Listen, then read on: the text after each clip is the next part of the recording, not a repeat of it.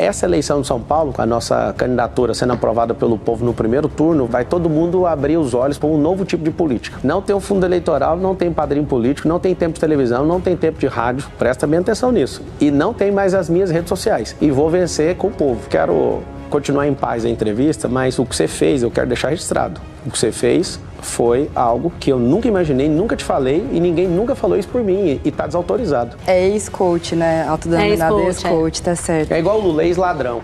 Vocês têm que falar dele. Se eu sou ex-coach, você tem que falar que o Lula é ex-ladrão. Mas o senhor que é o candidato do entrevistado aqui hoje, né? Mas é eu que faço a resposta, Pedro. Você faz a pergunta, eu faço a resposta. Se você quiser interferir, eu vou interferir no meio da pergunta. Você não deixa responder, cara. Eu fiz direito pra ouvir o que você tá querendo me explicar. Deixa eu entrar, eu tô de para te filmar. Pedro, sabe o que rolou? Sua pergunta. A sua comunidade no Discord, chamada Contabilização, faz seguidamente competições de cortes, premiando aqueles que têm mais visualizações. O último desses cortes veio em 26 de junho, foi um período de 26 de junho a 7 de julho, portanto um período já da pré-campanha. Isso não é exatamente usar uma estrutura maior do que a de muitos canais de televisão para fazer o que a lei eleitoral proíbe, ou seja, não configuraria, a seu ver, abuso de poder econômico? Não configura porque não tem esse pagamento, né? Eu nunca deixei de falar e propagar isso, só que dentro do período eleitoral, tanto de pré-campanha e campanha, não houve pagamento. E eu espero que as minhas redes voltem essa semana. Eu entendo que a justiça eleitoral, ela precisa de entender a economia da atenção, que é um jogo que está me trazendo até aqui. Numa entrevista a um canal do YouTube chamado Achismos TV, o senhor falou que criou esse campeonato de cortes e que quem tem mais visualizações, o senhor paga em dinheiro. Tem garotos ganhando 400, 600 mil reais por mês. Então, essa competição de 26 de junho a 7 de julho não teve remuneração em dinheiro? Teve. Esses 400 mil, você vai olhar, eu nunca paguei isso. Quem paga são as plataformas. Vou explicar como é que funciona. Inclusive, você que está assistindo, você pode aprender a usar no digital. Não é meu intuito na campanha, mas já que está trazendo esse assunto, é bom que todos os brasileiros saibam que realmente tem jovens ganhando muito dinheiro com isso. O TikTok, por exemplo, onde eu tenho 3,5 bilhões de marcações, pra você ter uma noção, não tem ninguém na história da política brasileira que tem isso, nem o Bolsonaro. Mesmo derrubando todas as minhas contas, inclusive eu entendo como uma censura prévia, porque derrubaram meu site. Meu site não tem monetização. Então, derrubar um site do candidato, que é um meio de alguém achar ele, tem alguma coisa errada. Entendo, defendo a justiça, acredito que, inclusive, vou poder contribuir com isso, né, para que a justiça tenha uma leitura diferente dessa economia da atenção que é usada na internet. Essa eleição de São Paulo, com a nossa candidatura sendo aprovada pelo povo no primeiro turno, vai todo mundo abrir os olhos para um novo tipo de política. Da minha parte, fiquem em paz, não coloquei, não coloco e não vou colocar meu dinheiro. Não tem um fundo eleitoral, não tem padrinho político, não tem tempo de televisão, não tem tempo de rádio, presta bem atenção nisso. E não tem mais as minhas redes sociais. E vou vencer com o povo, do mesmo jeito. Não tendo todos esses atributos, eu tive a liberdade ceifada de poder usar os meus canais, que as pessoas que confiam em mim. Se você não gosta, não tem problema. Eu também não tenho problema em ver você falando mal de mim. Eu quero que você tenha suas redes sociais. Eu achei que a censura prévia chegou e tirar a oportunidade de uma pessoa de falar pelos seus meios, que desse uma multa, que derrubasse as monetizações que estão falando, e eu acho que não foi respeitado isso. Boa noite, candidato. Estou vendo o senhor falar sobre a economia da atenção e queria tocar num assunto que a sua entrevista para o Flow Podcast, o senhor disse, vou abrir aspas, tá? No processo eleitoral, me perdoe, você tem que ser um idiota. Infelizmente, a nossa mentalidade gosta disso. E por ser um povo que gosta disso, eu preciso produzir isso. Preciso ter um comportamento que chame atenção. No debate de ontem, o senhor foi questionado sobre essa fala, mas o senhor chamou o jornalista de militante e não respondeu.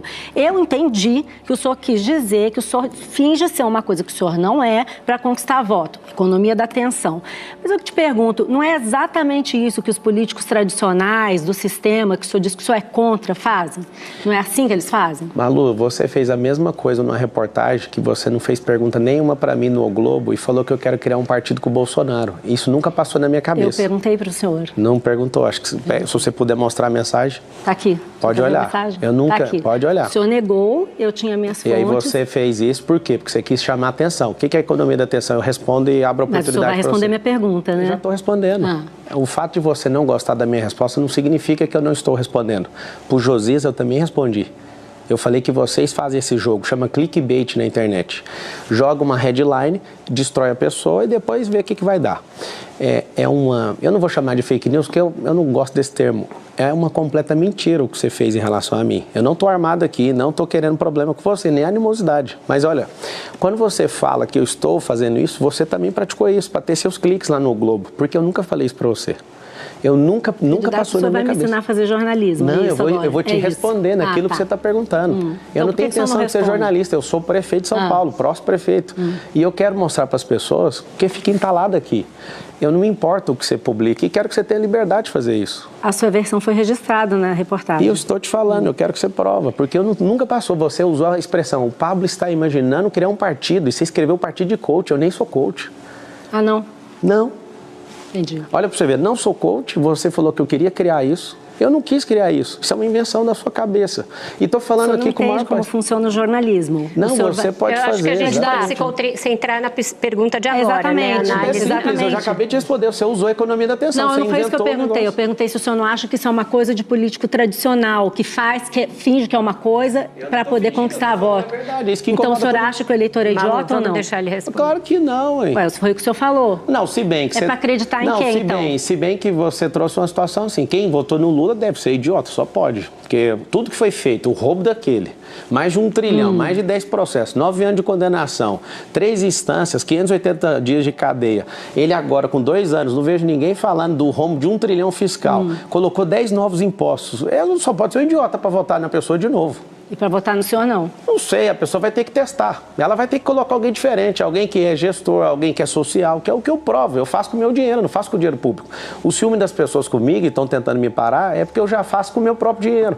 E eu estou de saco cheio, eu quero ajudar. Essa é uma questão minha. Eu quero continuar em paz a entrevista, mas o que você fez, eu quero deixar registrado. O que você fez foi algo que eu nunca imaginei, nunca te falei e ninguém nunca falou isso por mim e está desautorizado. Eu nunca pensei em fazer isso. Nem sou coach, nem criar partido de coach, muito menos com o Jair Bolsonaro. Eu não pensei isso.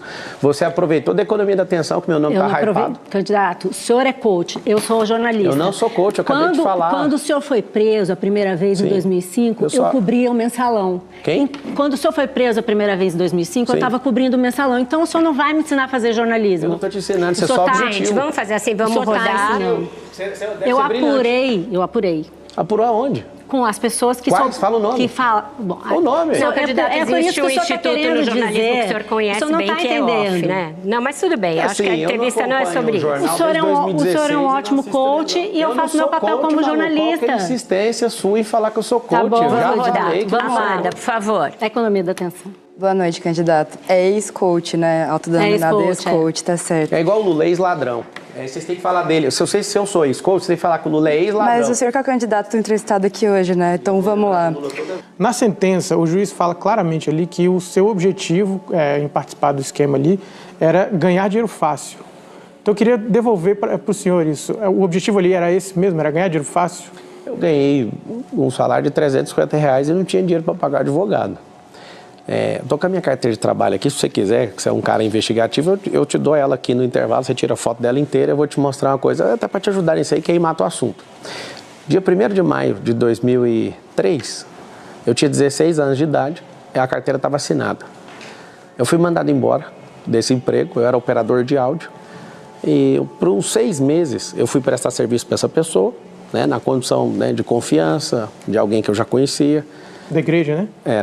Era o pastor de jovens da época. E aí, eu, muito jovem, querendo ajudar em casa e pagar minha faculdade, entrei nisso, foi uma latada na minha vida, me envergonho de ter envolvido com esse tipo de gente. Só que na hora que acabou isso, eu fui processado, né, por longos 13 anos, isso foi assustador para mim. Você vai pegar a minha carteira de trabalho, no mesmo ano, está registrado como atendente de call center. E eu fiquei quase 8 anos numa companhia. E aí, o que acontece? Se eu fosse o bandido e quisesse dinheiro fácil, eu ia arrumar serviço de carteira assinada para quê? Então, você pega meu imposto de renda, você vai ver que está ali declarado o que eu ganhei na carteira. E fui crescendo e fui um dos melhores funcionários dessa companhia. Então, eu não tenho nadinha para me curvar para bandido.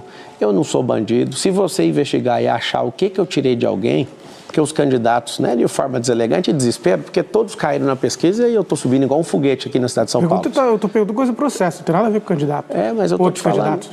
Mas é eu que faço a resposta, Pedro. Você faz a pergunta, eu faço a resposta. Se você quiser interferir, eu vou interferir no meio da pergunta. Então, posso terminar? Claro. Então, vamos lá. Eu tenho uma história de trabalho digna. Tem 13 anos da minha entrada de carteira de trabalho até a minha saída. 13 anos, certo? Os candidatos falam, você roubava velhinhas. Eu nem sei quem são essas pessoas. Eu trabalhei para um cara, que esse cara fez isso, inclusive cumpriu cadeia, foi condenado. Eu fui prescrito porque não tinha nenhum crime na minha vida antes disso. Inclusive, eu não dei conta de ter uma defesa... O senhor prescreveu por causa da idade. É porque se você tiver antecedente, você não deixa responder, cara. Eu fiz direito para ouvir o que você está querendo me explicar. Deixa eu terminar de responder, ué. Fiquei 5 anos na academia, deixa eu te ensinar. Você tem atenuante se você não tiver nenhuma passagem antes. Eu nunca tinha passagem. Então, se você deixasse eu responder, eu ia te explicar que isso é um atenuante. Segundo, menor de 21 anos. E você sabe o que aconteceu? Se eu tivesse uma defesa técnica, se eu tivesse um Nelson Williams que está sentado aqui, eu nunca ia ser condenado disso aí. Sabe por quê? Porque a condenação foi na primeira instância. A gente não chegou aí para o trânsito em julgado. Significa o quê? Não existe condenação transitada em julgado. Não, porque Pedro, por isso que eu estou te explicando. Então eu termino a resposta te falando. Isso não vai diminuir nenhum brilho. A imprensa está pegando áudio disso. Eu já não fui condenado, prescrito e não foi nem transitado em julgado. Eu estou em paz em relação a isso. Certo. Sabe, ano que vem vai fazer 20 anos disso.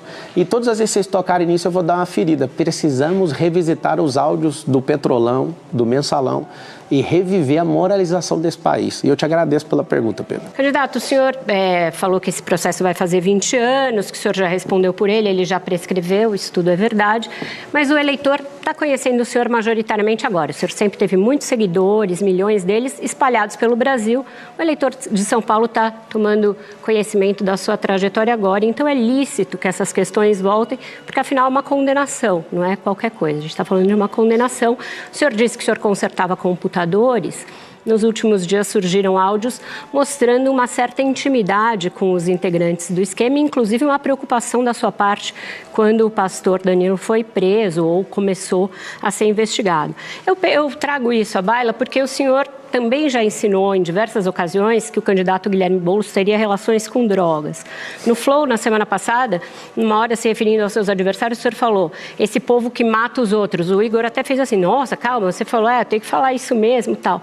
Me parece que quando é com o senhor fica muito sentido, se sente injustiçado, mas quando é com os outros, o senhor não tem muito cuidado. Isso não demonstra um pouco de 2 pesos e 2 medidas no trato da reputação dos outros, candidato? Na verdade, é uma questão de fazer perguntas. Quem matou o Celso Daniel, né? Pois é, até hoje está sem resposta. Pois é, então... a gente sabe, mas falar, a gente morre também, então é melhor ficar caladinho, né? Ali é uma baixaria. Eu peço perdão para o eleitor, porque eu saio de casa pensando, hoje vai ser o dia da nobreza.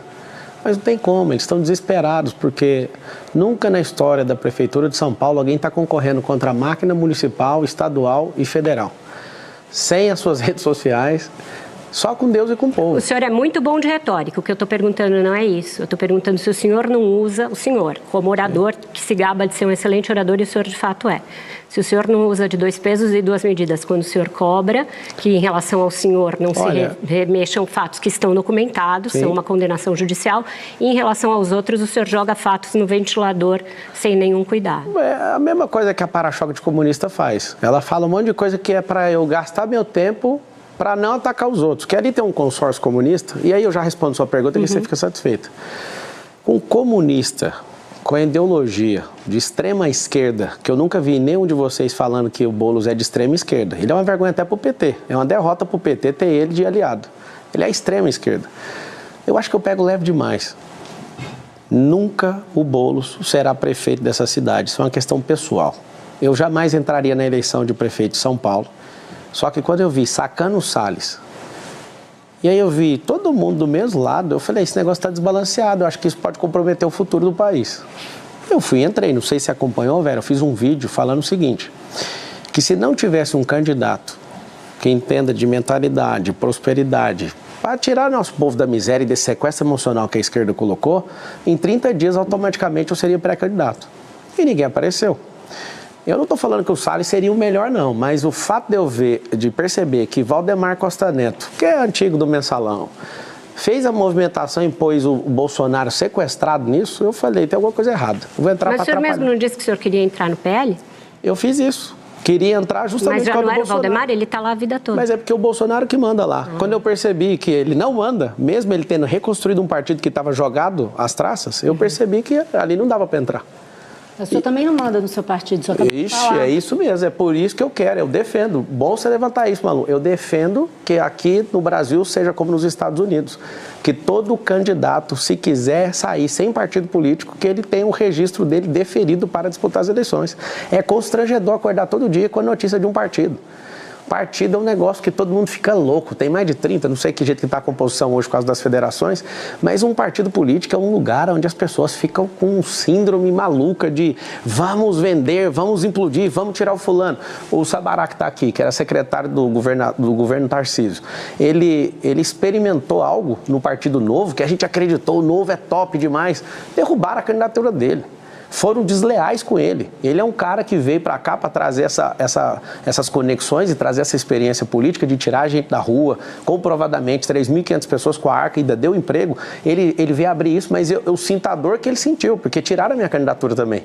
O Silvio Santos, por exemplo, se ele tivesse sido presidente do Brasil, o Brasil ia para outro rumo, mas a gente ter Lula, ter Dilma, ter um povo que não consegue levar esse país adiante, que não consegue mudar a mentalidade de um povo, a gente está perdendo tempo, há décadas que a gente está envolvido nisso. Então, assim, fica aqui meu registro de indignação. Você tem utilizado de um processo de porte de droga para acusar o candidato do PSOL, Guilherme Boulos, né? De um processo de uma pessoa com o mesmo nome dele. Você não é uma pessoa, você não é inocente, você é uma pessoa inteligente, você sabe que se trata de uma outra pessoa e havia inclusive construído uma estratégia para divulgar isso no último debate, perto das eleições. A minha pergunta, candidato, você acha essa estratégia, isso honesto? Se fosse contra você ou contra alguém da sua família, você acharia justo uma estratégia dessa, montada de fazer essa associação de uma pessoa? Você viu eu usando esse processo? Aonde você viu eu usando esse processo? Eu ouvi você fazendo acusações. Fala aí, aonde que você ouviu eu usando o processo? É mentira, então, o processo? Não, eu quero saber eu. Não, quero saber, então, qual que é a prova. É o seguinte, como o Boulos está apavorado e não aparece com o toxicológico, calma que eu tô aqui, eu vou resolver isso aí. Tem uma entrada num hospital, não, é calma que eu falo para todo mundo, né?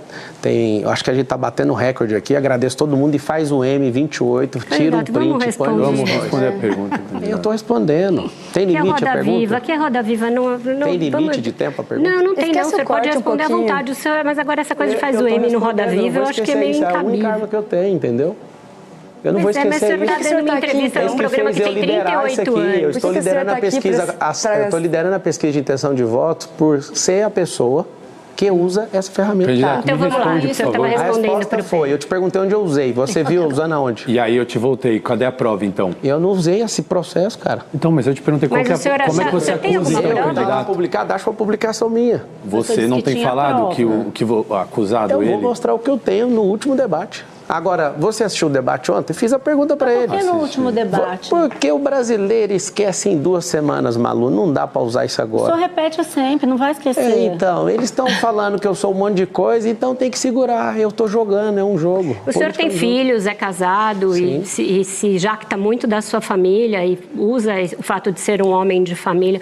O senhor acha justo que as filhas dele fiquem até o último debate esperando para saber se o senhor tem alguma coisa em relação ao pai dela? Deve ser muito ruim ser filho do Boulos. Alguém que muda o caráter em cada eleição, alguém que agora converteu na Assembleia de Deus, alguém que quer descriminalizar as drogas. Ele não se converteu à Assembleia de Deus. Então que fique claro aos evangélicos que ele não converteu, ele foi lá só pedir voto naquilo que ele não acredita. Obrigado, Vera, você me ajudou nisso aí. Não, ele não disse que se converteu, o senhor está criando um outro fato que não tem. Eu queria alguém testificando, você me ajudou, era isso que eu precisava. Eu não ajudei o senhor, só dei um fato, aqui a gente faz isso. Mas de onde você tirou então que o Boulos cheira cocaína? Cara, por que ele correu das perguntas todas as vezes? Vocês estão perguntando mais do que ele. Porque se você quiser tirar cocaína, eu pulei de paraquedas, eu não preciso responder. Aqui no Brasil? O presidente Bolsonaro, ele está apoiando o Ricardo Nunes, ele indicou o vice do Ricardo Nunes, que é o Coronel Mello. O governador Tarcísio está fazendo também campanha para o Ricardo Nunes. Eles são comunistas também, presidente Bolsonaro e Tarcísio? É por isso que o eleitorado bolsonarista todo passou para o meu lado. Porque a direita não tem dono, a liberdade não tem dono. A liberdade não é um gado. Apesar da gente mover esse país com agro, que eu também sou do agro, sou fazendeiro, A gente não é gado. Mas eles são comunistas? Eu não sei qual que é o problema do Valdemar tá convencendo o Bolsonaro até hoje. Agora, ele falou com a própria boca. O Nunes não é o meu candidato dos sonhos. E me elogia logo em seguida. Cria um alvoroço, aí tem que falar alguma coisa. Aí põe um filho 1 para bater, filho 2. A gente se resolveu e tá tudo certo. Você pode perceber que depois que eu conversei com todos os cenários, não tem ninguém me atacando mais. Por quê? Porque estava tendo um prejuízo para a figura do Bolsonaro e do movimento de direita. Mas eu não entendi. Isso que é o voto dele, mesmo ele sendo comunista? Cara, eu quero o voto do povo. O voto do Bolsonaro é 1. O do povo, eu preciso de 3 milhões de votos. Uma punição contra esses candidatos Zé Ruelas que estão aí. Malu. Candidato, já que o senhor está falando do movimento de direita, tem um assunto que eu acho que interessa muito para o eleitor de direita e muita gente gostaria de saber o que aconteceu exatamente. É sobre o episódio em que o senhor se recusou a dar uma entrevista para um canal de direita do Paulo Figueiredo, porque o senhor não queria que fizessem perguntas sobre o Alexandre de Moraes. Eu queria saber por que o senhor tem medo de enfrentar o Alexandre de Moraes? Eu não tenho, porque eu não tenho problema nenhum com ele. Quem tem é um partido. Por que o senhor não quis falar do Alexandre de Moraes? Eu criei uma estratégia, vou te contar exatamente do jeito que foi. Eu estava precisando da atenção dos bolsonaristas. E aí eu acordo de manhã, ligo para o Sabará, exatamente assim que aconteceu. Sabará, cancela essa entrevista com ele.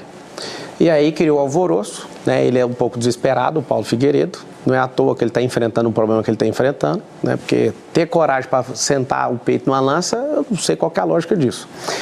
Ele criou o estardalhaço, parou o Twitter, ficou todo mundo maluco.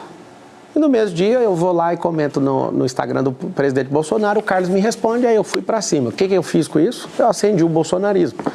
Fui, ataquei o Carlos por 3 vezes, liguei para o presidente Bolsonaro, ele falou, para de bater no meu filho. Aí o Nicolas entra na jogada e tira. Sobre o Alexandre de Moraes, qualquer exagero que tiver da parte dele, que o CNJ entre em ação, que ele responda por tudo. O CNJ não pode investigar ministros do Supremo. Então pronto, que seja o Senado. O que o senhor acha do corte do X?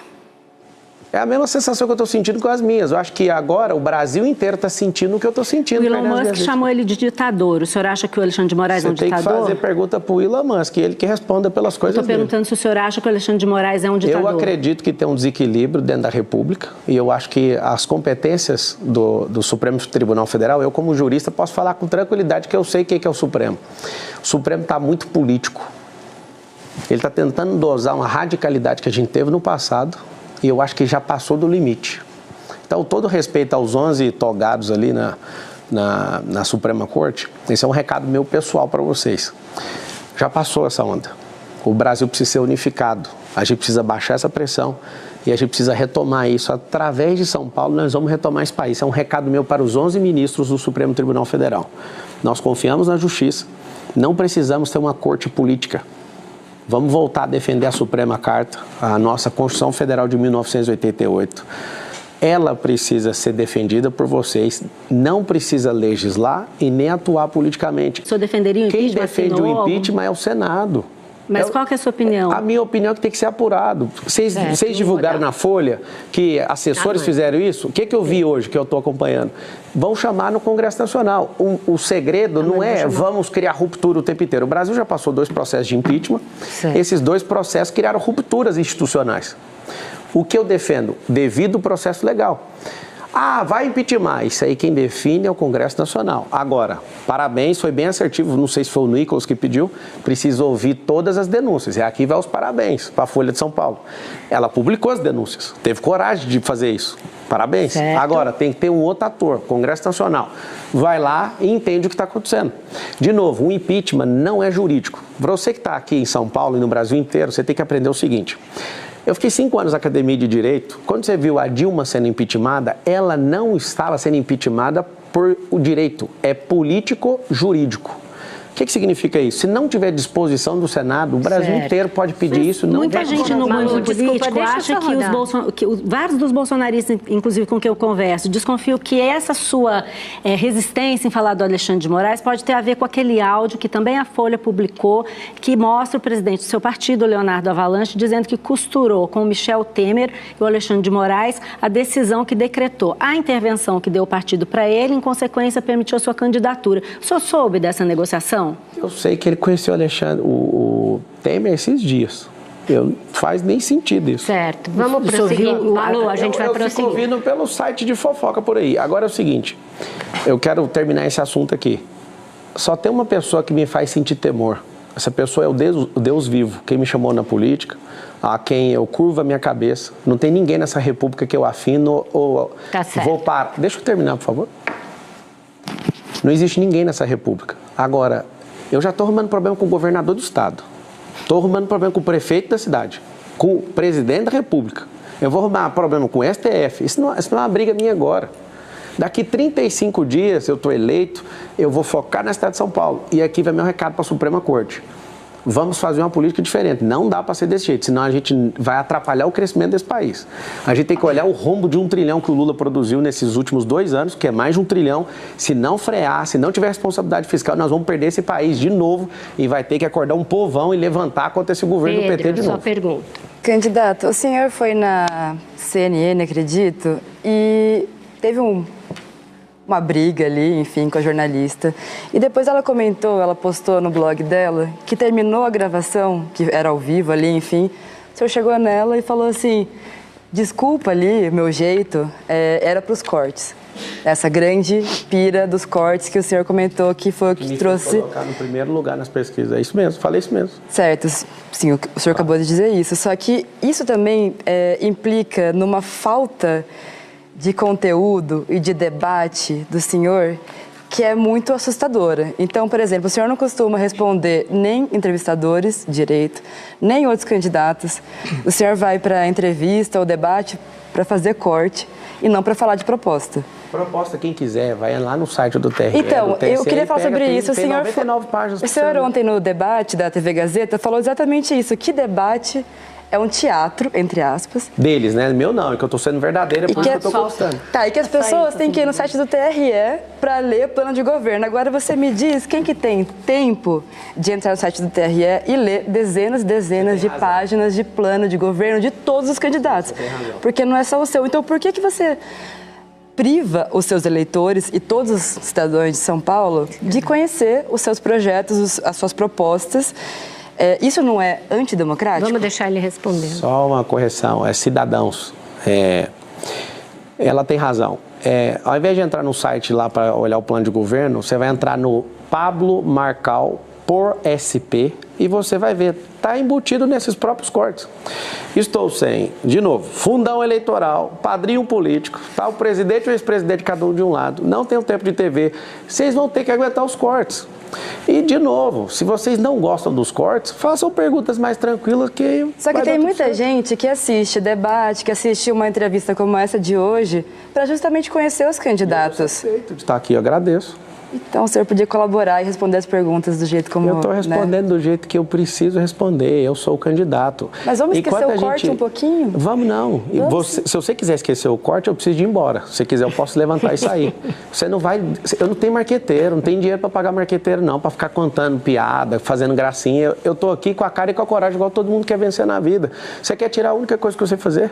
Tá, o senhor não pode falar sobre proposta, então, que era a única coisa que o senhor deveria fazer. Mas então a gente também pode perguntar sobre proposta. Deixa eu aproveitar. Aqui que é interessante que a Amanda falou, que vai ficar um corte bem legal.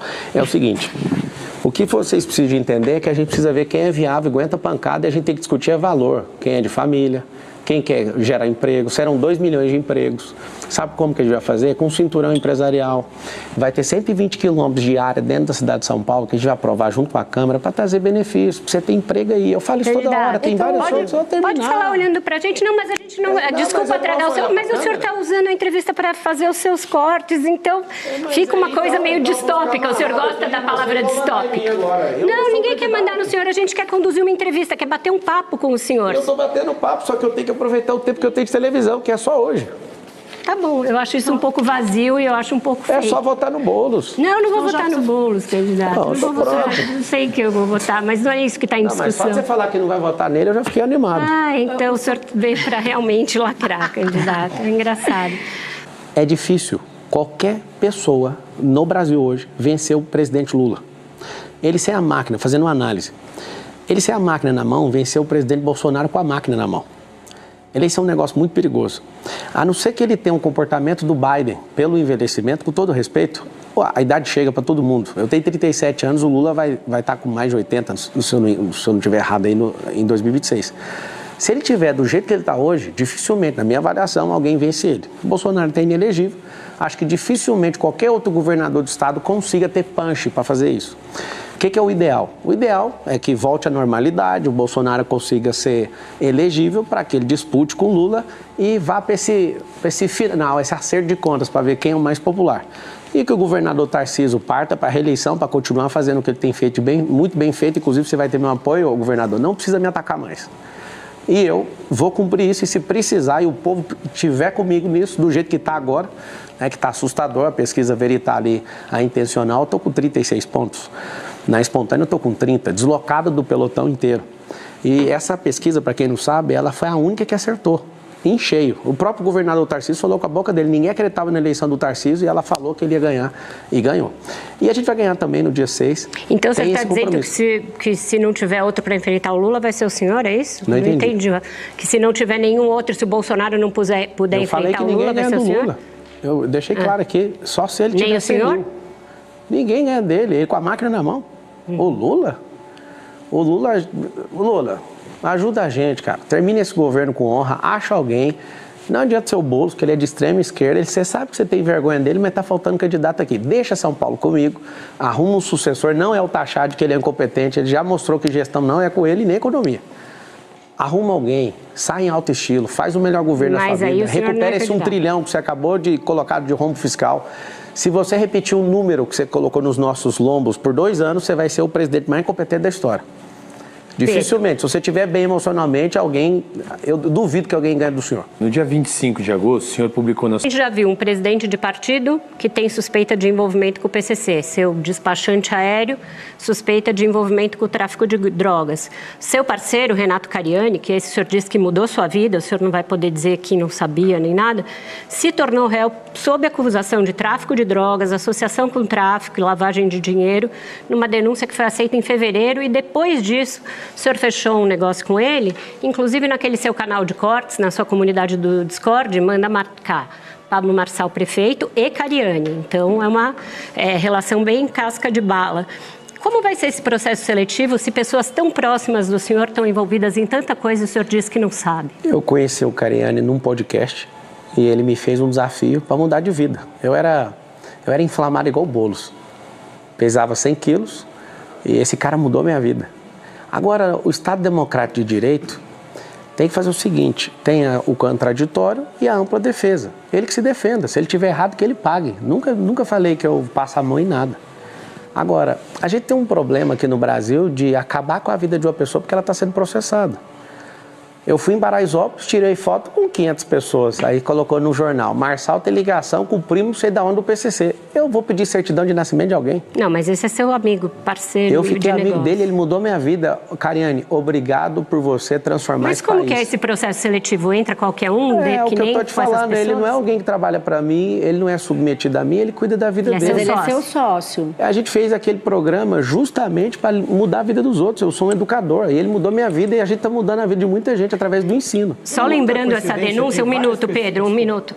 Só lembrando essa denúncia aceita pela Justiça, portanto ele é réu, não é qualquer acusação, ele é acusado de ter emitido notas frias para desviar 12 toneladas de insumos químicos que, na verdade, eram usados para refinar cocaína e crack. O senhor tem demonstrado muita preocupação com a questão das drogas. Isso não arrepia o pelo do seu braço? Meu braço? Por que meu braço? De ficar arrepiado, 12 toneladas para... Cariani, eu acredito na sua inocência, conheço seu coração. Cara, se tiver devendo, pague. Se não tiver, eu vou ser o cara do seu lado para cobrar todo mundo que destruiu sua reputação. Vá para cima e obrigado por você ter mudado a minha vida.